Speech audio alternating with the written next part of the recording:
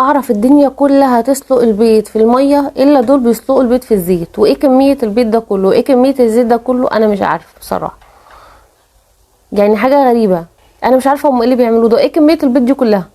بصوا سلقوا البيض وابتدوا كده يحطوا عليه ميه بتلج عشان خاطر يبردوه عشان يقشروه. تمام.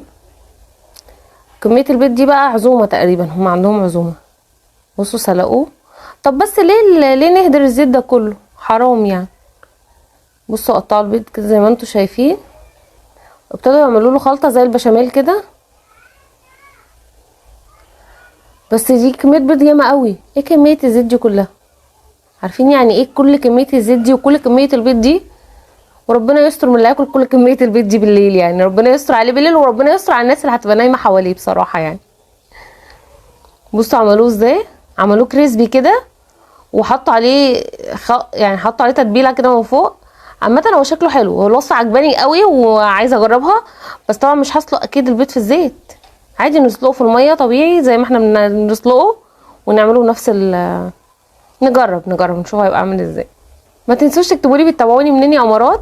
انا شيماء غريب. لو انت اول مره بتشوفيني ما تنسيش تحطي الكومنت اللي زي العسل شبهك واللايك عشان بيرفع معانا الفيديو. اشوفكم ان شاء الله فيديوهات حلوه كتير تعجبكم.